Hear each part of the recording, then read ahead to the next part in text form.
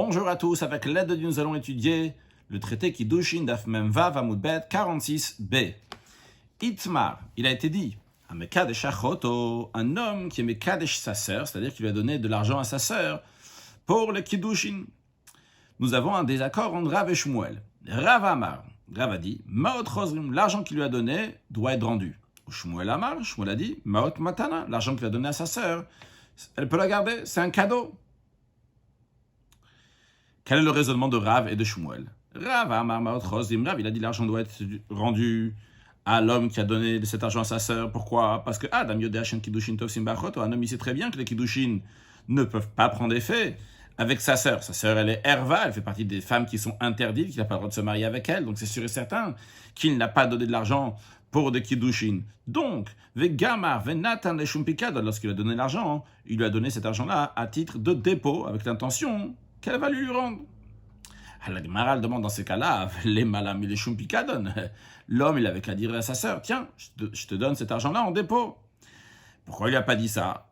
La Gemara répond, Rav te dira, savoir le câble, parce qu'il pensait qu'elle ne va pas accepter de lui prendre cet argent en dépôt. Alors il a caché ses véritables intentions, lui disant qu'il lui donnait pour des Kiddushin, mais en vérité c'est un dépôt, et donc il doit lui rendre. Donc ça c'est le raisonnement de Rav. Pourquoi il dit que cet argent-là qui a été donné à sa sœur en tant que Kiddushin doit repartir à l'homme qui a donné cet argent-là, vu que la vraie raison pour qu'il lui a donné, ses vraies intentions, c'était uniquement le Shumpika donne pour dépôt. Shmuel Sava, Shmuel nous a dit que Maot Matan a la raison pour cet argent-là, c'est un cadeau. Quel est le raisonnement de Shmuel? Adam Yodeh Hashem Kiddushin Tov Sim Bachot, un homme ici que les Kiddushin ne peuvent pas prendre effet entre lui et sa sœur. Alors c'est évident qu'il n'a pas donné cet argent-là avec une intention de mariage. Donc Vegam Aronat Aneshum Matan, alors quand il a donné cet argent-là, il l'a donné en tant que cadeau. La Gemara demande, dans ce cas-là, il avait qu'à dire clairement à sa sœur, je te donne ça cet argent en tant que cadeau. Pourquoi il a besoin de lui donner l'argent en tant que Kiddushin et ses intentions, c'est en cadeau? La Gemara répond, ça va salam milta. Parce qu'il pensait qu'il serait gênant pour elle de recevoir un cadeau. C'est la raison pour laquelle il lui a donné sous forme de Kiddushin, mais en vérité c'est un cadeau. Bien, donc nous avons deux opinions, celle de Rav et celle de Shmuel, et le raisonnement de Rav et de Shmuel. Et ce qui nous intéresse pour la suite, pour la question que nous allons voir, c'est le raisonnement de Shmuel, que Shmuel a dit que l'homme il a donné à sa sœur donc cet argent-là en tant que Kiddushin, en vérité c'est un cadeau, et donc elle peut garder cet argent. La Gemara demande sur cela, sur Shmuel, elle dit Mativ Ravina. Ravina a contesté cela à partir d'une Mishnah donc, qui nous parle de la Chala. La Chala, la Torah dit que Reshit Arisotechem, le début de votre pâte, c'est-à-dire que lorsque quelqu'un il pétrit une pâte qui a la quantité donc suffisante de pétrir une pâte, donc qui correspond à Sirita Eifa, un dixième de Eifa, donc qui correspond ce qui s'appelle un Homer. C'est ce que les Juifs y recevaient lorsqu'ils étaient dans le désert tous les jours, donc par la manne. On verra les quantités et qu'est-ce que ça représente dans le Rashi que nous allons apprendre dans quelques minutes. Donc, si quelqu'un il a une pâte, donc si cette quantité-là, la farine d'une telle quantité qui a pétri, eh bien à ce moment-là, une fois qu'il a pétri la pâte, à ce moment-là, donc il doit prélever un morceau et donner ce morceau-là au Kohen. Le Kohen, donc il doit manger ça en état de pureté.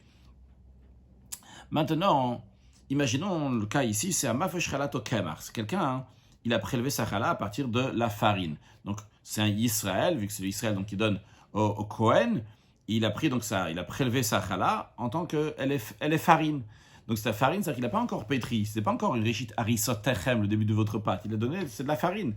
Et la loi, elle est qu'il faut donner de la pâte, et non pas lorsque c'est en farine. Donc qu'elle a donné en farine, ino chala, ce qu'il a prélevé, n'a pas le statut de chala. Et comme Rashi nous dit, eina chala, c'est pas de la chala. Pourquoi dit-il? Il est écrit, c'est le deuxième Rashi de la page. Il a environ la 9e ligne. Donc, Eina Chala, ce n'est pas la Chala, il est écrit Reshit Arisotechem, le début de votre pâte, vous allez donner au Kohen. Et la Gemara nous dit Vegazel Beyad Kohen. Et tant que c'est chez le Kohen, donc cette farine-là, c'est du gazelle, c'est du vol dans les mains du Kohen. Le Kohen doit rendre ça à celui qui a donné cette farine. Rash Vegazel Beyad Kohen, im Eino Marzir ala Be'alim. Si le Kohen ne l'a pas rendu au propriétaire, eh bien, c'est du vol, c'est considéré du vol entre les mains du Kohen.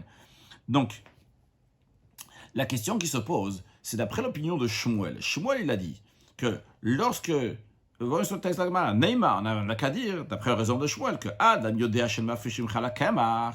Un homme sait très bien qu'on ne peut pas prélever de la chala à partir de la farine. Donc, Venatan Shematan, il a donné au Kohen en cadeau. C'est de la même manière que Shmuel il a dit qu'un homme sait très bien que les Kiddushin ne peut pas prendre effet avec sa sœur. Et lorsqu'il donne de l'argent, il a donné ça en tant que Kiddushin. Donc, de la même manière aussi ici. Et lorsqu'il a donné la Touma, on n'a qu'à dire que cette Touma elle a été donnée, cette Chala qu'il a donnée, c'est juste un cadeau, parce qu'il sait très bien que la Chala ne peut pas s'appliquer si c'est de la farine. Donc pourquoi on dit Gazel Biyat Kohen, c'est du vol dans les mains du Kohen? On n'a qu'à dire que c'est bon, le Kohen peut la garder. C'est un cadeau pour le Kohen. Mara répond, Shane Atam. C'est différent là-bas. En ce qui concerne le Kohen qui a pris cette farine-là, c'est pas le même cas que la sœur qui a reçu cet argent de son frère en tant que Kiddushin. Pourquoi?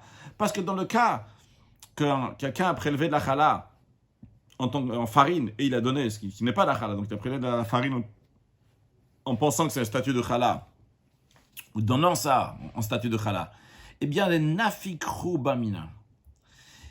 Ça peut en résulter une catastrophe, une chouba, quelque chose de catastrophique. Pourquoi? Zimnin deite le Kohen pachot mechamesh revaim kemach. Il pourrait arriver un cas que le Kohen, il a moins que 5 quarts de cave de farine en sa possession. On va pas rentrer maintenant, on va pas tout de suite faire le rashi, c'est quoi c'est chamed revaim kemach, on va voir le raisonnement d'abord. Après on va revenir au rashi. Donc il a moins que la quantité qu'il faut pour prélever de la chala. On va imaginer que pour prélever de la chala, il faut 1,5 kg. Imaginons maintenant que le Kohen, il a 1 kg de farine.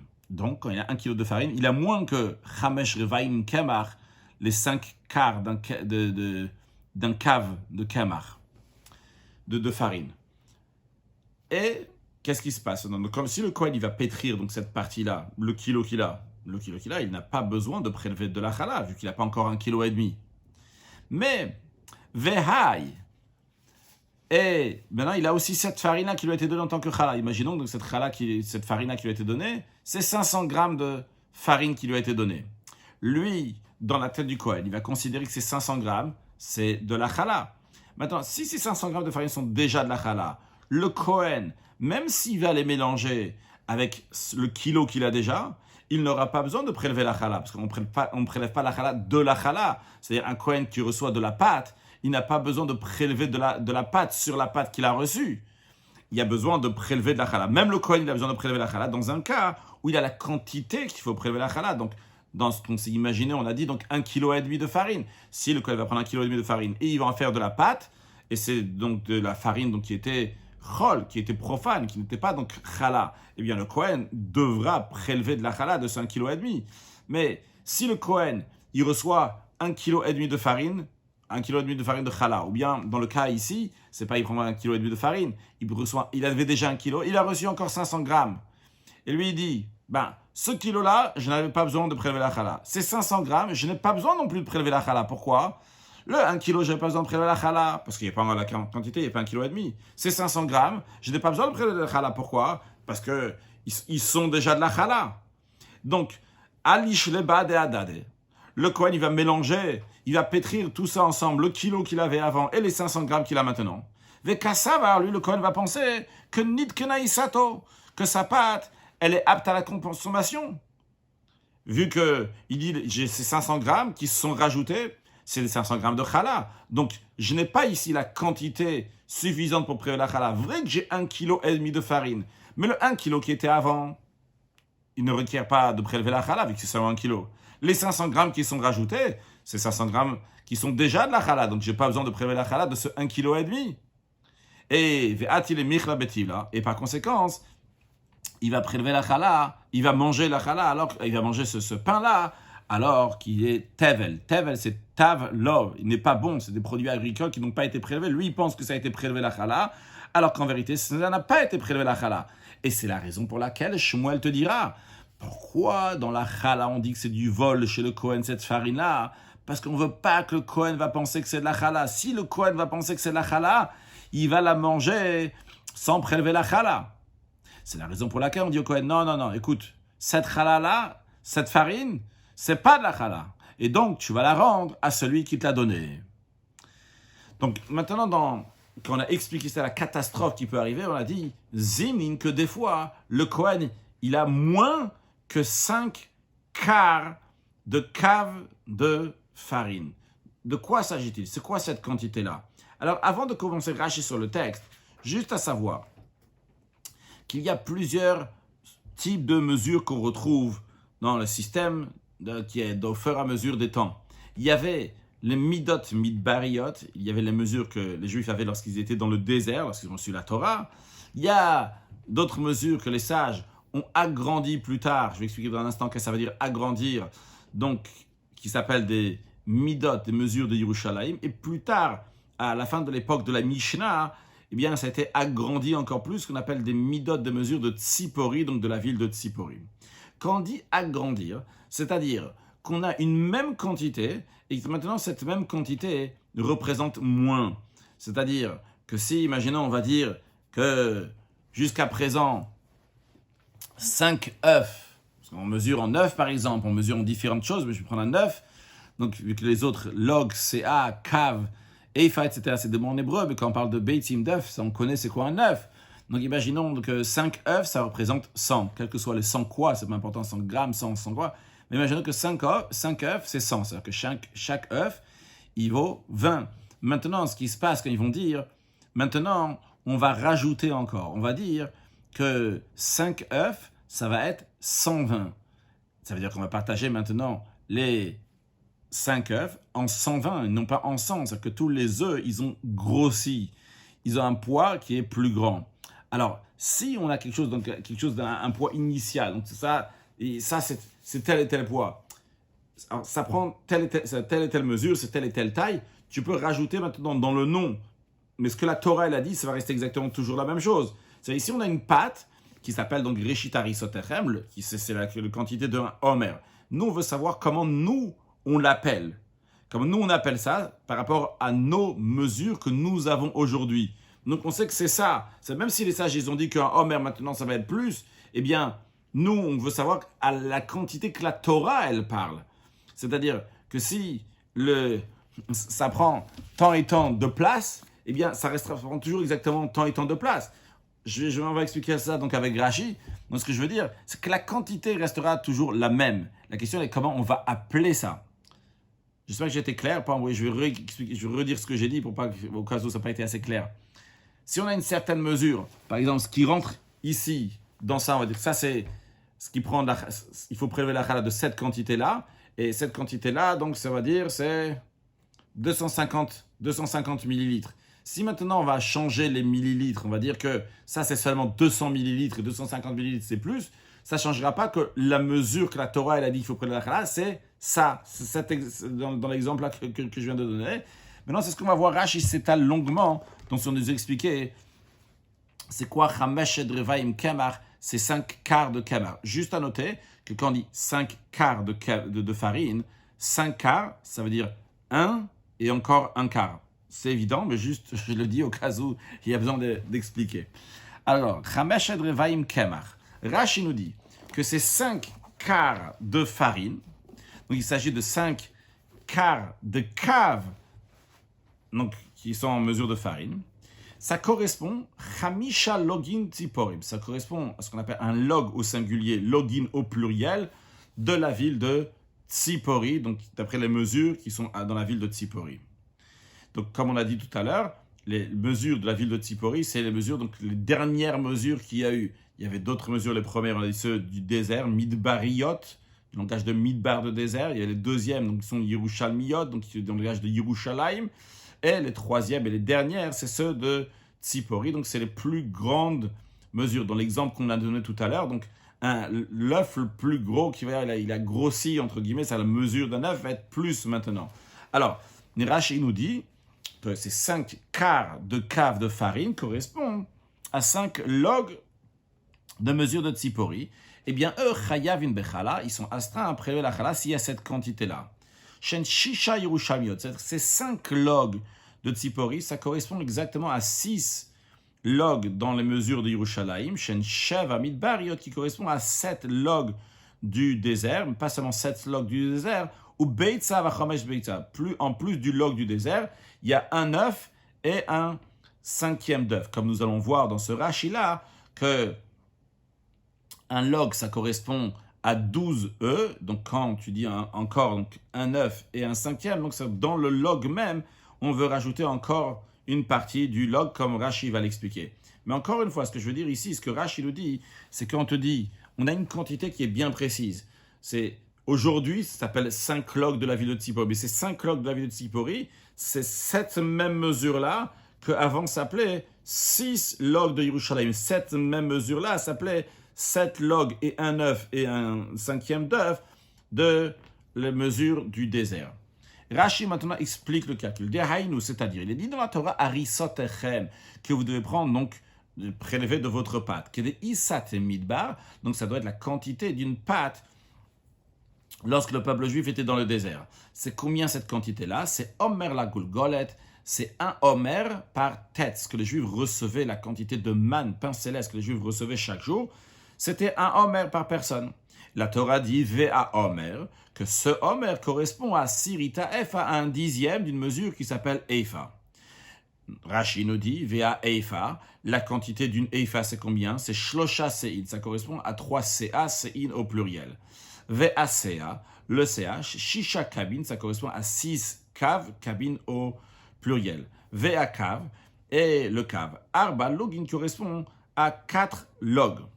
Nimtza, alors, juste pour, on va pas dire toute la mesure de tous, mais juste pour un peu au moins illustrer de quoi s'agit-il, c'est quoi la mesure environ, il y a un mot que tout le monde connaît, c'est Revit. On parle souvent de Revit pour le kiddush, pour ci, pour ça, il faut un Revit. Un Revit, ça veut dire un quart. Un quart, c'est un quart d'un log, justement. Ça correspond à 86 millilitres. Donc, un log, ça correspond à 344 millilitres. Juste pour, si quelqu'un veut illustrer, voir donc combien c'est un log et faire des mesures. En tous les cas, donc, on ne va pas rentrer dans les mesures comme c'est aujourd'hui, on va juste expliquer le Rashi. Et Rashi nous dit donc que Nimtza, il se trouve que dans la Eifa, il y a Shivim Veshnaim Logim, il y a 72 logs. Oui, vu qu'on a dit qu'il y a 3 CA, 3 CA, ça correspond à 18 cabines, qui correspondent à 18 cabines, donc tu vas les faire x 6, donc ça va te faire 72, vu que Rashi vient nous dire que donc, chaque cave, il a 4 logins, donc 18 x 4, donc tu arrives à 72. Et Rashi nous dit, et ça, c'est la quantité d'une Efa qui est entière, vu que le Homer, c'est un dixième d'Efa, donc qu'est-ce qu'on va faire, qu'est-ce que Rashi va nous faire maintenant? Il va nous parler en log. Bon, encore une fois, on a un Efa en entier, c'est 72 logs. Nous, on parle maintenant de Asirita Efa, ce Homer-là, qu'on doit prélever la chala, donc cette quantité qui est de farine, qui est un Homer, qu'une fois qu'on a pétri, on va devoir prélever la chala, c'est le dixième de 72 logs. C'est Asirita Efa, le dixième d'un Efa. Alors, Rashi nous dit, Asirit shel shivim login. On va faire, Rashi prend le calcul avant de faire 72 logs, il fait d'abord 70, c'est plus facile comme ça. Tu prends 70 logs, tu fais un dixième, c'est combien? C'est Shiva logim, ça fait 7 logs. Qu'est-ce qu'il nous reste encore à prendre un dixième? Parce qu'on a pris 70, on a pris un dixième de 70, mais il nous reste pas chouleo, il nous reste encore shte log, il nous reste encore 2 logs. Comment on va faire un dixième de 2 logs? Comment on va le partager? Alors Rashi nous dit, Shem asar beitim, 2 logs, ça correspond à 12 œufs. Et je ne sais pas si tout à l'heure j'ai dit que 1 log c'est 12 œufs. En tout cas, si j'ai dit tout à l'heure que 1 log c'est 12 œufs, c'est une erreur. 1 log c'est 6 œufs. Et donc 2 logs, il y a 12 œufs. Asirit shelain. Maintenant, le dixième de 12 œufs, c'est quoi? C'est beitza, c'est un œuf. Vechomesh beitza, et un cinquième d'œuf. Donc, quand tu prends donc, les 12 et tu vas prendre donc, un dixième, ce qui va te ressortir, c'est un œuf et un cinquième d'œuf.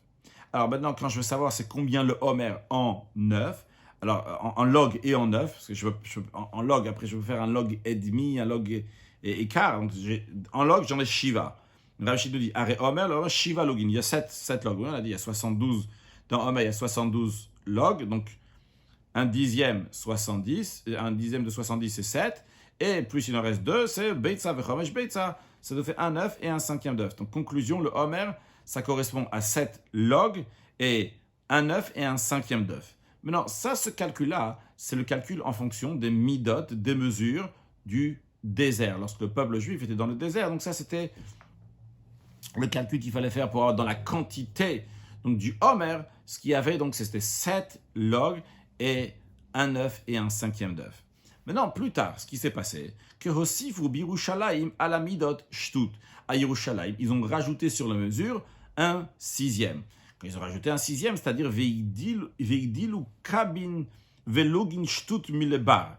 Ils ont rajouté aussi bien sur le kav, cabine au pluriel, sur le log, login au pluriel, ils ont rajouté un sixième à l'extérieur d'Avechum Shamilegav, c'est-à-dire un cinquième de l'intérieur. C'est-à-dire, lorsque tu vas prendre 100, tu le partages en 5, eh bien tu auras 20. Eh bien, si tu rajoutes un sixième à l'extérieur, c'est-à-dire tu rajoutes sur les 100 un sixième, ça va te faire maintenant 120, ce qui correspond à un chomesh, à 5 parties millégaves de l'intérieur. Si tu prends les 100, tu les partages en 5. Le chiffre 100 n'a aucun rapport ici, c'est juste un exemple que j'ai donné pour expliquer qu'est-ce que ça veut dire shtut millebar et chumsha millegav. Le sixième, il est rajouté et donc ils ont rajouté un sixième, ils ont agrandi un sixième. C'est-à-dire que maintenant, lorsqu'ils ont agrandi donc les mesures, ils n'ont pas dit que la quantité d'œufs qu'il y a dans chaque log va devoir être tant et tant. Non, ils ont dit les œufs eux-mêmes,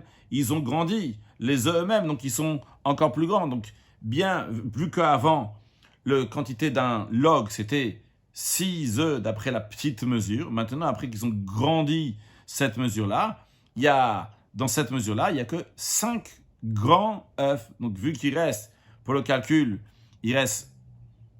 ça reste 6 œufs donc pour un log. Alors, il faut agrandir encore la quantité du log. Il faut rajouter encore un grand œuf. Maintenant, en ce qui nous concerne, quand on veut refaire le calcul, on veut recalculer les 7 logs avec un œuf et un cinquième. On veut le recalculer avec les nouvelles mesures qu'on a maintenant. Quand je dis on veut recalculer, c'est encore une fois, on a exactement la même forme, le même volume. Et ce même volume-là, on veut dire, voilà, ça avant, ça s'appelait 7 logs, un œuf et un cinquième d'œuf. Comment ça va s'appeler maintenant d'après les nouvelles mesures, d'après les mesures de Yerushalayim? Alors, qu'est-ce qu'on va faire? Rashi nous dit, Natnu shesh arishonot bechamesh. Les 6 logs qu'il y avait avant, maintenant, on les a mis dans 5. Oui, puisqu'on a agrandi la mesure. Donc maintenant, ce qui était avant, donc 6 logs, ça correspond à 5 logs. Pasholo log midbari ou beitza vechomesh. Il reste encore, vu qu'avant il y avait 7 dans les mesures du désert, il y avait 7 logs, un œuf et un chomesh. Maintenant, Rachel nous dit, prends les 6 œufs, ça devient maintenant 5 œufs, donc dans la nouvelle mesure, dans le Yerushalayim. Mais il nous reste encore à faire le calcul d'un log, un œuf et un chomesh de la mesure précédente. Vehen, et Rachel nous dit, c'est exactement log Yerushalmi. Un log de Yerushalayim maintenant, actuellement, il correspond à ce qu'il y avait avant, un log, un œuf et un cinquième d'œuf. Keitzad, comment ça Rachel explique? Log midbari, quand tu prends un log du désert, donc la première mesure, il y a shisha beitzim, il y a 6 œufs. Maintenant, tneu bechamesh beitzim gdolim. Maintenant, prends ces 6 œufs-là anciens et tu les mets dans une mesure de 5 nouvelles œufs. Dans les œufs qui sont nouveaux, donc les 6 vont rentrer dans les 5. Assez, maintenant, non, je sautais. Log Yerushalmi. Donc ici, tu as un log Yerushalmi. Chatzer Beitzak Dola. Donc tu as ici, pour un log de Yerushalayim, il y a 6 grands œufs, mais il manque encore un grand œuf. Alors, Asem Beitza Vachomesh, Beitza Midbarim Shebiyatra, tu vas prendre d'un œuf et un cinquième d'œuf, donc des mesures des œufs du désert, tu vas en faire Beitza Yerushalmi. Ça va devenir maintenant un œuf, un seul œuf de Yerushalayim. Pourquoi ça devient un seul œuf de Yerushalayim, 7 œufs et un cinquième? Chez Chomesh Beitza ou Shtut Milebar, vu qu'un cinquième d'œuf, c'est le 6e qui est en plus. Imaginons qu'un œuf, c'est 100, et que le cinquième d'œuf, c'est 20. Alors, ce 20-là qui est en plus, donc ce cinquième d'œuf que tu as rajouté en plus, c'est-à-dire que tu as pris un œuf, tu l'as partagé en 5, tu as rajouté 20 en plus de l'œuf. Ces 20-là qui étaient en plus, ce que tu avais jusqu'à présent, dans les calculs des mesures du désert, tu avais un œuf et un cinquième d'œuf. Ce cinquième maintenant va rentrer dans l'œuf de Yerushalayim. Beitza Yerushalmit. Je reprends Rashi chez Chomesh Beitza ou Shtut. 1000 bars, parce que ce cinquième d'œuf, c'est exactement la quantité, le sixième, à l'extérieur, le sixième, donc qui a été rajouté. Les Hosifal Beitsamid Barit, qu'il faut rajouter donc sur l'œuf du désert, les hash, les Beitsa Yerushalayim, qui a besoin pour compléter l'œuf de Yerushalayim. Are Shesh Lugin Yerushalayim. Donc Rashi nous dit, tu as exactement 6 logs Yerushalayim. Donc, dans les mesures de Yerushalayim, il se trouve que la quantité d'une pâte que tu dois prélever la chala, avant ça s'appelait 7 logs, un œuf et 6 et un cinquième d'œuf. Maintenant, cette même quantité-là s'appelle 6 logs. C'est exactement 6 logs. Donc ça, c'était les mesures de Yerushalayim. Mais c'est pas fini. Après cela, ces mesures-là, ils ont encore agrandi ces mesures. Ils ont agrandi ça donc à Tzipori. Ils ont fait exactement la même chose que ce que les Yerushalmi ont fait, c'est-à-dire que ce que la mesure de Yerushalayim a fait. Ils ont rajouté encore un sixième exactement de la même manière. Et donc Rashi nous dit, Vehem. Alors comment ça correspond maintenant d'après cette nouvelle mesure, la mesure de Tzipori? C'est Chamesh Tzipori. Ça correspond exactement à 5 logs de Tzipori. Pourquoi Tzipori al Yerushalmiot shtut? Car les mesures de Tzipori sont rajoutées sur ce Yerushalayim un sixième. Donc c'est simple, si ce Yerushalayim, tu avais 6, maintenant les 6 d'avant sont 5, vu qu'on rajoute un. Ils ont rajouté encore un shtut, ils ont rajouté un sixième. Donc 5, et tu rajoutes le sixième, c'est le 6. Donc 5 et 6, comme on l'a dit tout à l'heure, on a pris 100 et 120. C'est la même chose ici, les 100 c'est les 5, et le 20 c'est le sixième qui est au-dessus. Donc tu prends le 6, tu les mets dans les 5, donc tu en avais 6 avant, maintenant ça fait seulement 5. Donc aujourd'hui, cette mesure-là, c'est uniquement 5 mesures, c'est seulement 5 logs. Donc si on revient au début du Rashi, Rashi nous a dit c'est 5 quarts de farine. Donc ça correspond au cave, d'ailleurs, parce qu'on a parlé de kavin, ça Rashi nous a dit au début que il nous a parlé donc que c'est Shishaka, la CA, donc c'est 6 cabines. Et là, après, comment s'est passé le cave, il est passé en 4 logs, et le FA, etc. Donc, en tout cas, ça correspond à 5 quarts de farine. C'est-à-dire, d'après la conclusion, c'est-à-dire, si on va prendre d'après la base, à la base, il y avait 1 et encore, et 1 huitième, 1,8. Oui, puisqu'il y avait 18 cabines. Si 18 cabines, tu prends un dixième de 18 cabines, c'était 1,8. Mais après que les mesures, ils ont grandi, alors cette même mesure donc, qui faisait avant 1,8 de cave, maintenant, c'est 1,1. 1,1, c'est un cave entier et un quart de cave. Donc en tout, ça fait 5 quarts de cave, un cave entier et encore un quart de cave. Ça, c'est cette quantité-là. Ok. Continuons dans Rashi maintenant. Donc, on est en train de dire que des fois, le Kohen, des imnideit, le Kohen, parot, mikashi. Des fois, le Kohen, il va avoir moins que la quantité de prélevé de la chala. Donc, la quantité de prélevé de la chala, donc on a vu longuement dans Rashi d'avant. Donc, c'est 5 quarts de cave de farine. Et en plus de ça, en plus du fait qu'il avait moins que la quantité, maintenant, il a aussi, il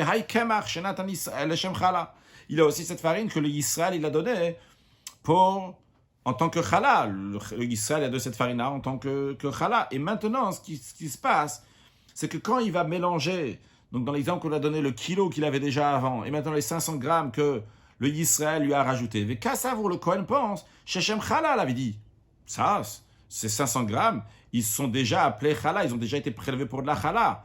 Donc, et donc, ces 500 grammes-là ne sont pas astreints à être prélevés. On n'a pas besoin de prélever la chala. Donc, ça ne va pas s'associer avec les 1000 grammes, le kilo que j'ai déjà. Donc, qu'est-ce qu'il va faire le Kohen? Suite à ça, toujours dans Rashi, il va alishlu badadad et le Kohen velashotam.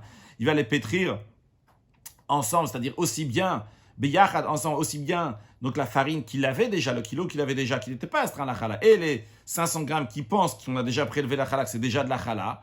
Et qu'est-ce qui va se passer? Maintenant, il va la manger. Et en vérité, il n'a pas le droit de la manger parce que c'est considéré du tevel, c'est considéré du tavlo. Ce n'est pas bon, c'est des produits agricoles qui n'ont pas été prélevés, ce qui est grave. Donc, c'est la raison pour laquelle que dans ce cas-là, on dit au Kohen, le Kohen, il doit rendre ça au Israël. Cette farine doit la rendre au Israël. Il ne peut pas la garder. Donc, d'après ça, on peut très bien maintenir ce que Shmuel il a dit. Shmuel il a dit celui qui donne de l'argent à sa sœur pour des kiddushin, les kiddushin ne prennent pas effet, c'est un cadeau. Il a donné sa sœur un cadeau, sa sœur n'a pas besoin de lui rendre.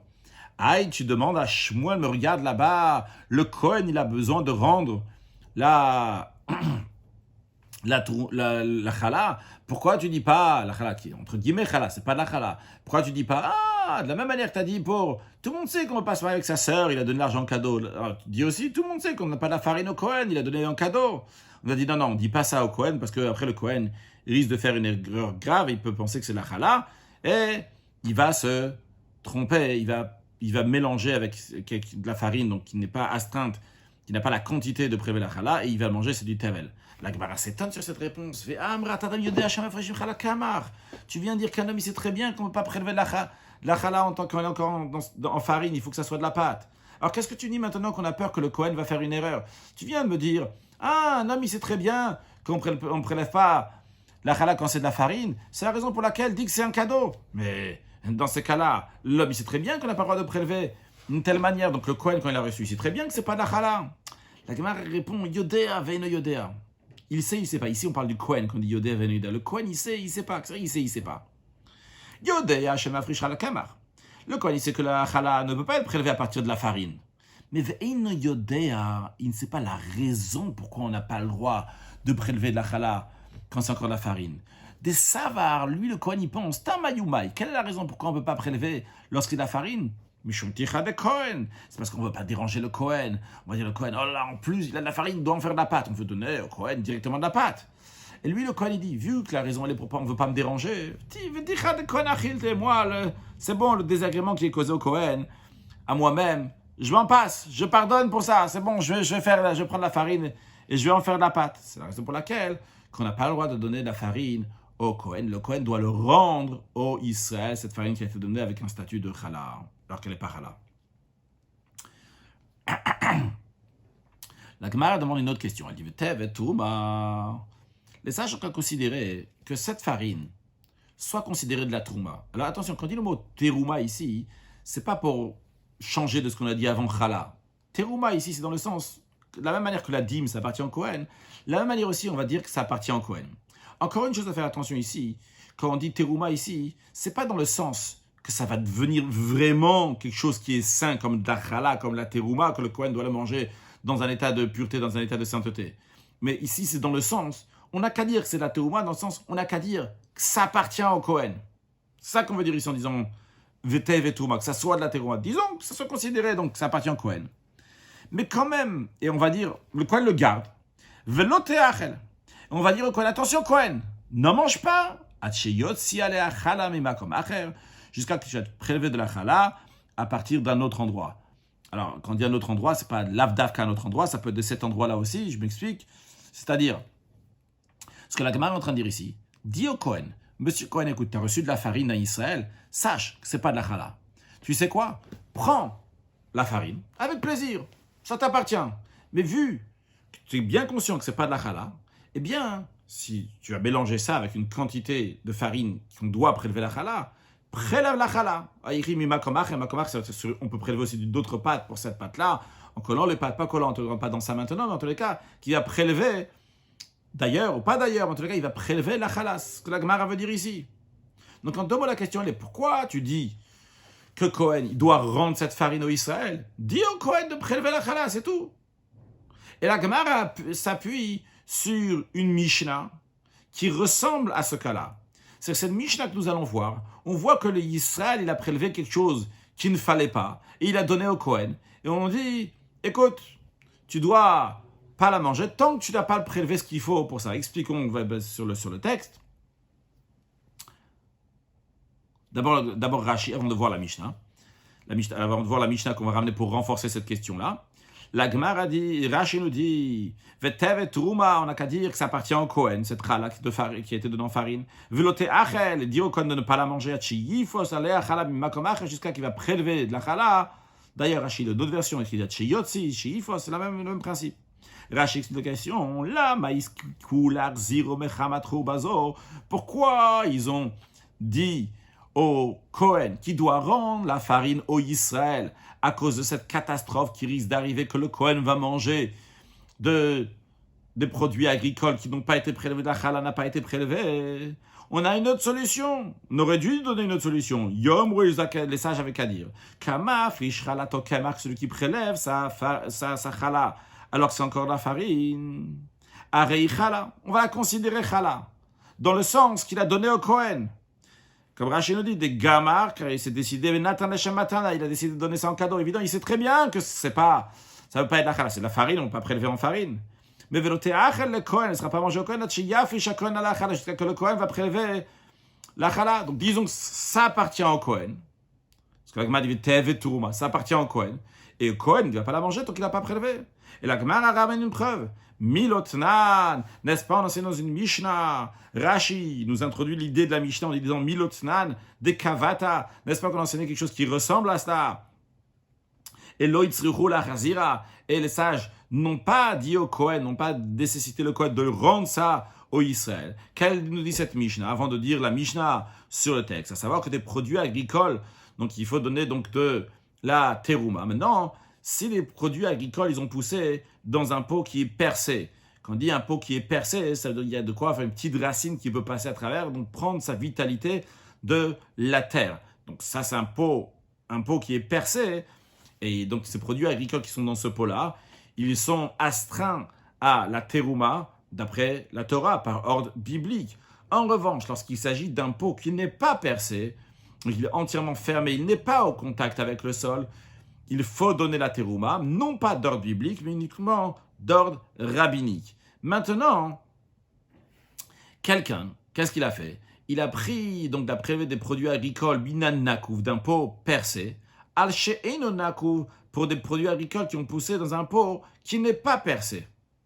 Donc lui, il ne devait pas faire ça. Il devait prendre du pot qui n'est pas percé, de ce pot-là même, dans de la terouma. Il ne peut pas prendre du pot percé. Le pot percé, c'est la terouma qui est d'ordre biblique, alors que dans le pot qui n'est pas percé, c'est uniquement d'ordre rabbinique. Et lui, ce qu'il a fait, c'est qu'il a pris donc du pot percé, que c'est de l'ordre biblique, il faut prendre la terouma, et il a donné pour she'eno nakouf, celui qui n'est pas percé.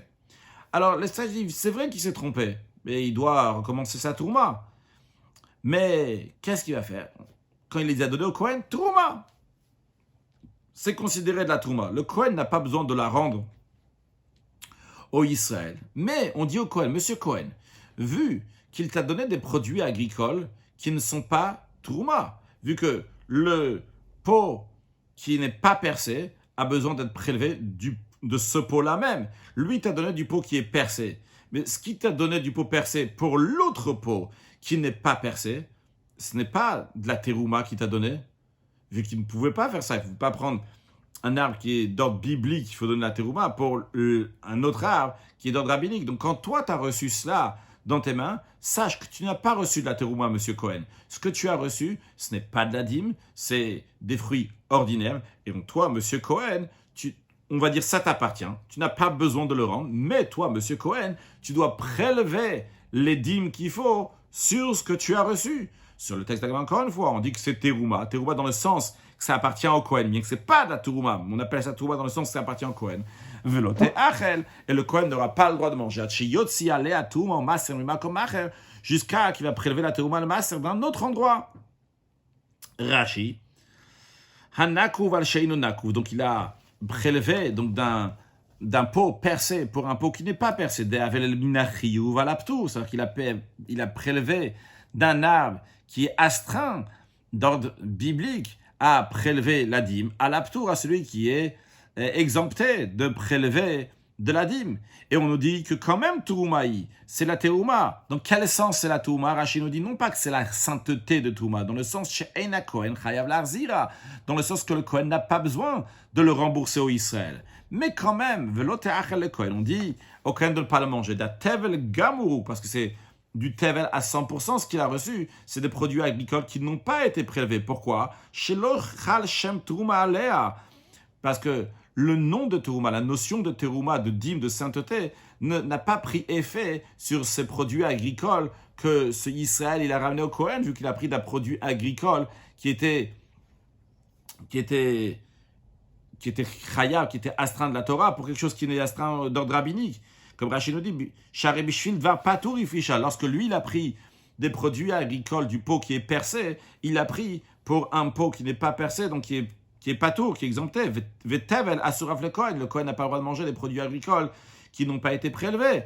Donc lui aussi, le Kohen n'a pas le droit. Donc c'est la raison pour laquelle on dit au Kohen, écoute, tu sais, tu pourras la garder, mais ne le mange pas. Comme Rashi nous dit, jusqu'à que tu vas prélever la terouma d'un autre endroit. Donc tu vas prendre, d'ailleurs, il t'a donné donc, une grappe de raisin, mais tu vas les prendre donc d'une vigne et tu vas prélever.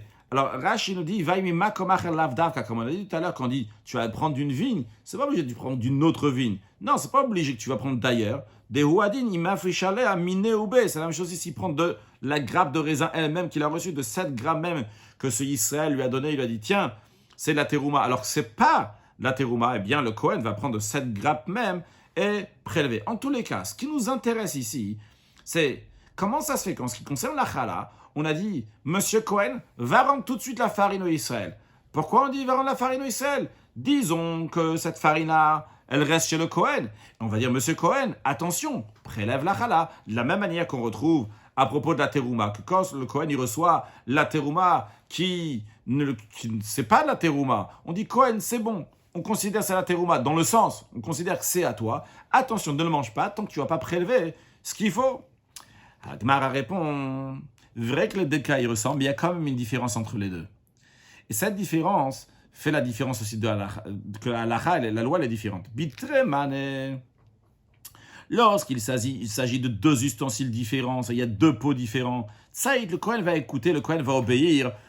Il va dire, ok, c'est vrai, il comprend bien, il y a 2 pots distincts ici, et ce monsieur Israël, il s'est trompé, il n'a pas pris du bon pot. Donc, le Kohen, quand tu lui dis, écoute, t'as reçu, mais il t'a pas donné du bon pot, garde-le, mais prélève à nouveau, il va dire, ah, c'est bon, je vais le faire, comme Rashi nous explique, Bishne Manet Sayet, Naku Vesheno Naku, lorsqu'il y a un pot percé, un pot qui n'est pas percé, Shnekel lui-même, c'est 2 ustensiles différents, 2 récipients différents, Vechiamrat le Kohen, et quand tu dis au Kohen, Chazor ve'afreshale, à nouveau prélève. Chez Tevelu, car c'est du Tevel, c'est des produits agricoles qui n'ont pas été prélevés. Chez Loch Hashem Touma Ale, parce qu'il n'y a pas le nom de Touma dessus. Sayetlach, le Kohen va t'écouter. Mais la Gemara nous dit, Bechad Mana, lorsque c'est un seul ustensile, comme dans le cas de la farine, l'autre site, il ne va pas t'écouter. Il ne va pas croire que ce qu'il a reçu, c'est du Tevel. Comme Rashi nous dit, Bechad Mana, qui gon chalat kemach. Comme par exemple, donc, la chala qu'il a prélevée quand c'est encore de la farine, chez Nitna al kemach anotacham. Elle a été prise sur la farine qui est restée là-bas. C'est-à-dire que l'Israël, il avait un grand pot, une grande marmite, dans lequel il y avait de la farine. Il a prélevé donc de cet ustensile-là, il a donné au Kohen. Qui amrele le Kohen. Quand on dit au Kohen, hey, eina chala, c'est pas la chala qui t'a donné. Chazor ve'afresh, il faut prélever à nouveau. Allez, l'autre ça y est là, il ne va pas t'écouter. Les fira, c'est la raison pour laquelle, c'est pour ça qu'ils ont dit, il faut que tu vas la rendre au Israël. Donc c'est-à-dire qu'on dit que le Kohen ne va pas écouter, il va pas écouter ce qu'on lui dit, et donc il ne va pas prélever à nouveau, on lui dit écoute, rends-la au Israël. Donc ça c'est une manière de répondre pour faire la différence entre le cas de Chala et le cas du pot percé, du pot qui n'est pas percé. La Gemara dit Veibaïtem, si tu veux, je vais te dire une autre réponse qui va être complètement dans le sens inverse. Il dit L'olam Kohen Metzatzaï, bien sûr, le Kohen, lui, il va toujours écouter si tu lui dis de prélever de la chala sur la farine qu'il a reçue d'Israël, il va t'écouter. Et donc, en effet, on aurait pu dire que c'est comme le cas qui est troué, pas troué, du pot percé et pas percé. Et on va dire que le Kohen, il t'aurait écouté. Tu lui dis, prélève de cette farine que tu as reçue d'Israël, il va le faire. Mais le problème, c'est pas le Kohen, maintenant, d'après la nouvelle réponse. Le Kohen, il va écouter, comme Rashi nous dit, que le Kohen mit son zrim, on va Rashi dans un instant. Mais le problème, il est sur le Baal Habayit, sur le propriétaire, c'est l'Israël qui a donné cette farine. Le seul problème, c'est que le maître de maison, ça veut dire le Israël, il va penser que sa propre pâte, elle est devenue apte à la consommation. Il va la manger dans un état de tevel, alors que ça n'a pas été prélevé. C'est-à-dire, le Kohen, tu lui dis, prélève la chala, il n'y a pas de souci, il va le faire. Le problème, c'est le Israël. Celui qui a donné, il va dire, c'est bon, j'ai prélevé la chala, je peux manger maintenant la pâte que j'ai ici. Alors qu'en vérité, il n'a pas prélevé la chala, il a donné de la farine. Donc il n'est pas qui d'avoir donné la chala. Rashi, Kohen Mitzatzaïd, après cette réponse-là, bien sûr que le Kohen il écoute. Et Kohen Mizri, Zemuksheri même. Parce que les Kohanim sont zélés, ils sont bien, ils sont cachés, ils font ce qu'il faut. De en notim touma, elle le Kohen Chaver, la touma, qui on la donne? On ne donne pas n'importe quel Kohen, on donne un Kohen qui est Chaver, ami dans le sens quelqu'un donc, qui est dans le domaine de Torah.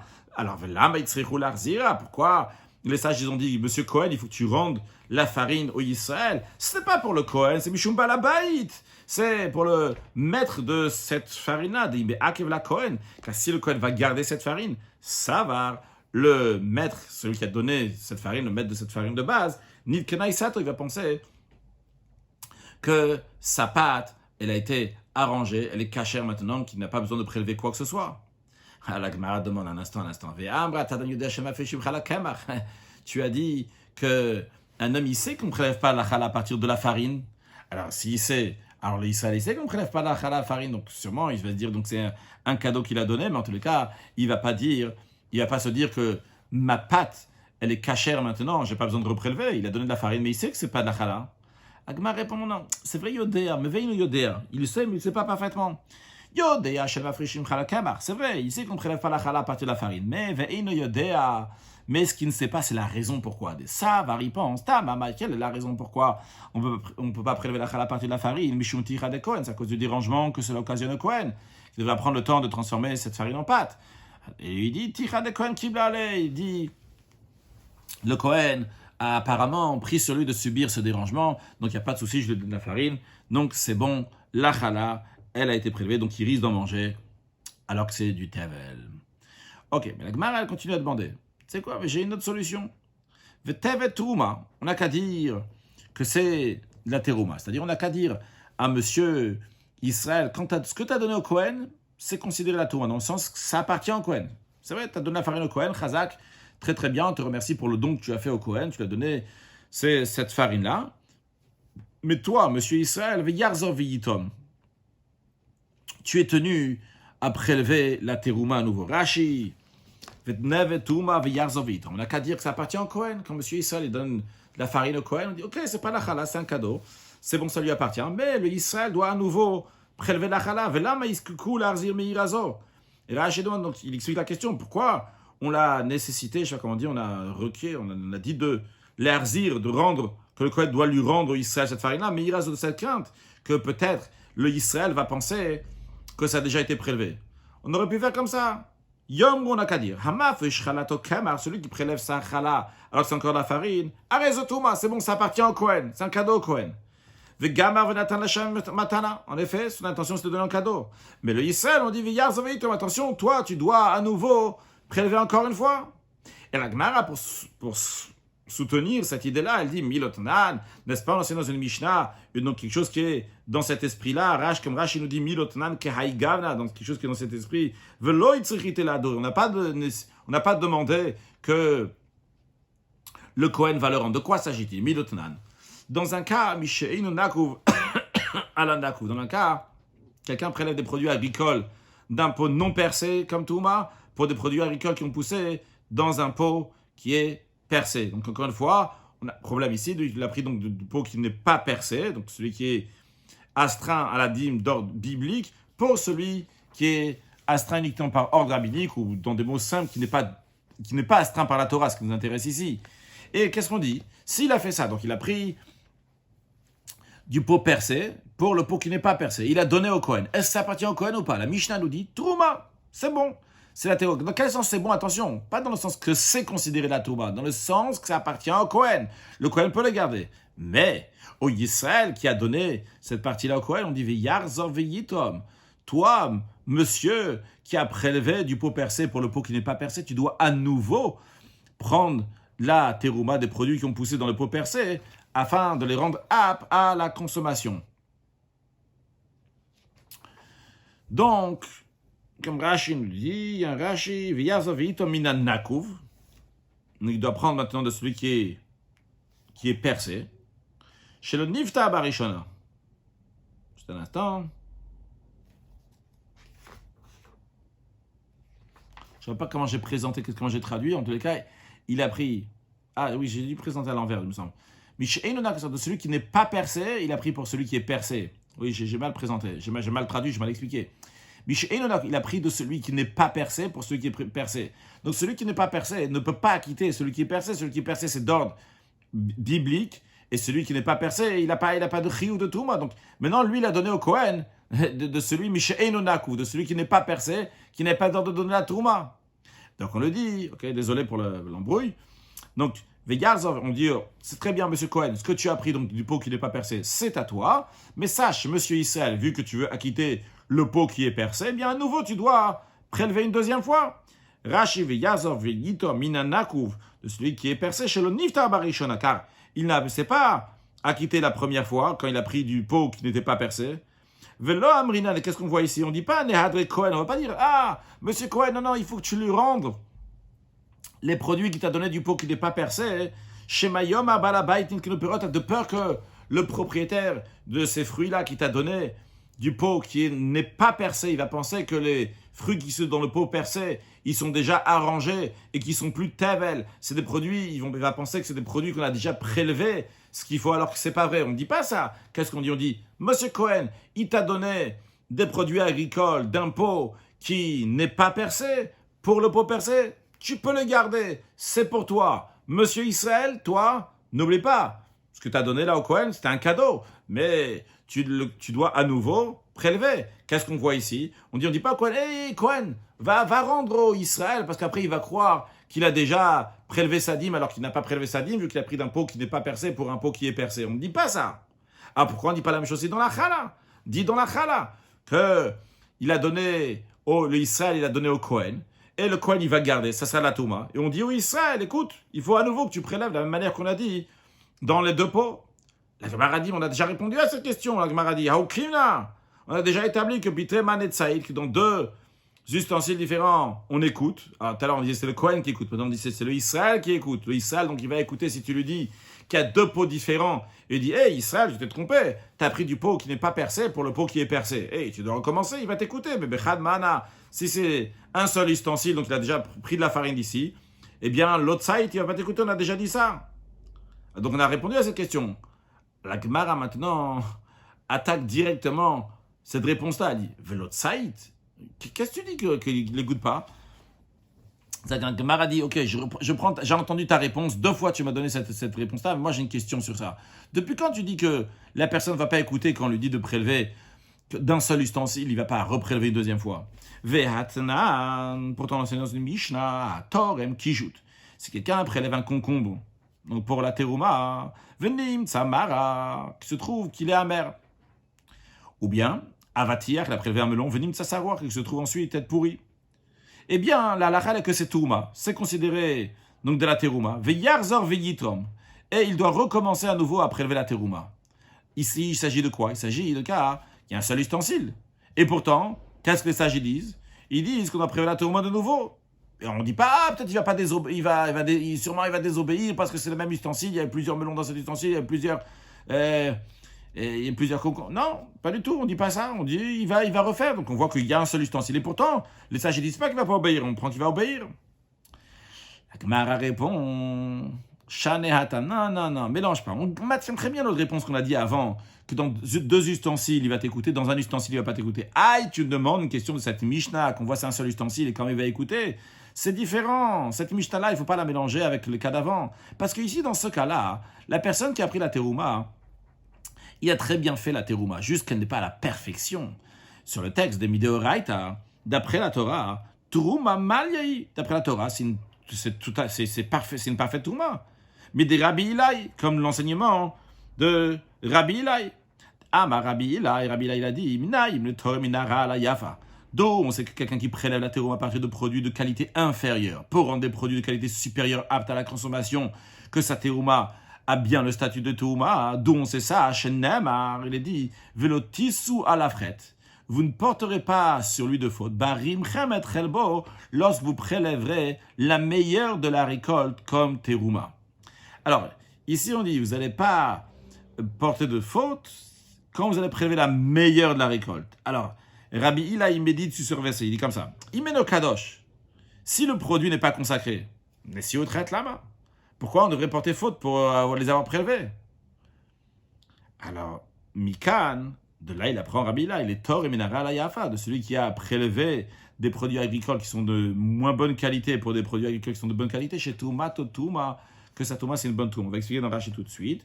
D'abord, donc, le principe général, donc, comment ça répond à nos questions. Shane Hatam, d'abord, il y a un Rashi Avatiach, il dit un certain mot en français.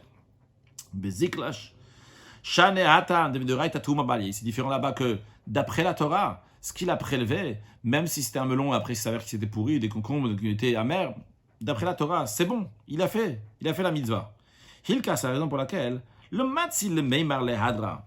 Tu ne veux pas dire ici, tu sais quoi, là, il faut que le Kohen va lui rendre cette terouma là qu'il a prélevée, qui n'est pas bonne. Non, parce que, et on va dire, c'est quoi, le Kohen il va lui rendre, liot tevel, et ça sera à nouveau ce concombre là, qui était mauvais, qui était amer, il devient tevel, il repart chez le juif, et il considère tevel des produits agricoles non prélevés. Des yarvin et perot, avec par cela, le juif il va le mélanger avec ces fruits-là. On ne dit pas ça. Au contraire, on ne veut pas ça, parce que c'est de la tourma maintenant. Si le Kohen il va lui rendre, l'Israël il va avoir la tourma chez lui.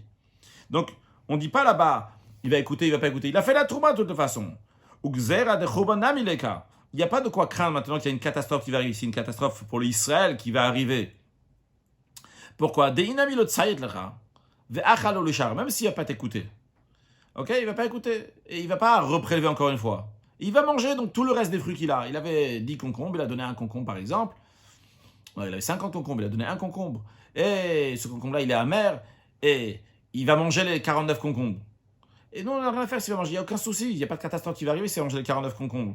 Pourquoi? Parce que l'Ika, il sera de il n'y a aucune interdiction de la Torah qu'il va manger les 49 concombres. D'ailleurs, les 49 concombres, en effet, sont plus tavel. Maintenant, ils sont plus. C'est des produits agricoles qui ont déjà été prélevés. Donc, il n'y a pas de souci là-bas. C'est la raison pour laquelle on a dit redonne. On dit redonne. On ne dit pas de rendre ou quoi que ce soit. Le Kohen, il garde ce qu'il a. Parce que la Touma, c'est de la Touma. On lui dit redonne encore une fois. Il n'y a pas de quoi craindre. On dit pas, et là-bas, on ne peut pas dire ah, mais c'est un ustensile, il ne va pas t'écouter. Même s'il ne va pas t'écouter, de toute façon, il a déjà fait la Touma d'après la Torah. Juste que ça n'a pas été fait comme il faut, respectueusement. Parce qu'il y a écrit Barich Emet Chelbo. Lorsque vous allez prélever ces graisses, le meilleur de la récolte. Dans ces cas-là, l'oti souchet, vous n'allez pas porter de faute. Ah, imtarim utara, shebo. Si vous allez prélever donc la qualité inférieure qu'il y a dans la récolte, tisouchet, vous allez porter la faute. Alors, Rabbi Hillel, il disait, imelo kadosh, si c'est pas saint, si c'est resté profane, nesiut lama, pourquoi on dit que celui qui a prélevé là, il a fait une faute, il a fait quelque chose qui n'était pas bien. Il n'a rien fait du tout. Preuve qu'il a fait, juste qu'il n'a pas fait la chose de la meilleure manière. Une halakha lié avec ce que nous avons étudié, on n'a pas le droit de prélever la touma du mauvais pour le bien. Si quelqu'un a transgressé, que ce soit sans faire exprès ou intentionnellement, que ce soit quelque chose donc, qui était mangeable ou pas, d'après la Torah, c'est la touma. Mais les sages l'ont puni, ils ont dit que si ce n'est pas quelque chose qu'on pouvait manger, qu'il doit à nouveau la prélever, même s'il a fait ça par inadvertance. Un sujet de Chassidut, dans une sikha, le rabbi explique cette notion-là de donner donc le meilleur, kol chelev, que le meilleur doit donner pour Akadosh Baruch Hu, que c'est une idée générale qui doit bien rentrer dans la tête de la personne, que tout ce qu'il y a, ça doit être du meilleur pour Hachem, comme d'ailleurs on retrouve dans le Rambam, que le Rambam dit que quand quelqu'un il va construire une Higdish Davar, il va sanctifier quelque chose, ça doit être du meilleur, de la même chose aussi, donc il va construire une maison. Lorsqu'il va donner à manger, et il va une maison pour prier, ça va être du meilleur. De la même manière qu'il va donner à manger un pot, ça va être du meilleur. De même quand il va l'habiller, ça va être du meilleur, etc. Donc il faut donner le meilleur pour Hachem. D'où il apprend ça le Ram, kol chelev là-bas, toutes les graisses, donc tout le meilleur va pour Hachem. Le Rabbi dit la même chose aussi dans le temps. Il y a des moments que on a affaire avec le monde. Il y a des moments qu'on n'a pas affaire avec le monde. Les moments qu'on n'a pas affaire avec le monde, c'est dans la jeunesse, au début. Et il y a des moments après, plus tard, on a affaire avec le monde. Dans ça même, il y a des moments, il y a les jours de semaine, il y a les jours de Shabbat. Les jours de Shabbat, c'est qu'on est au-delà du monde. On a du chelev, ici on a du meilleur. Et dans les jours de semaine même, on a le jour, on a le matin. Donc le matin, c'est le moment dans lequel on a le meilleur. On a encore la tête qui est fraîche. Quand on a encore la tête qui est fraîche, eh bien c'est à ce moment-là qu'il faut donner à Hachem. D'ailleurs, le rabbi précédent, il dit Reshit Harisotechem, le début de votre pâte. Harissa, ça vient aussi du langage d'un lit. Donc, Reshit Harisotechem, dès qu'on se lève du lit, Titnu Touma la vaille, il faut donner donc à Kadosh Baruch Hu, il faut donner à Hachem. Titnu la vaille et Touma. Donc, ce temps-là, il doit être donné. Donc, le meilleur moment, il doit être donné pour Hachem. Donc, c'est le matin. qu'on a encore plein de force, la jeunesse aussi. Donc, toutes ces forces-là doivent être Kol Chelev, le meilleur doit donner à Kadosh Baruch Hu. Que Dieu fasse qu'on donne le meilleur et que Kadosh Baruch Hu nous donne le meilleur, et le meilleur du meilleur, c'est la venue de Mashiach. Now, excellente journée.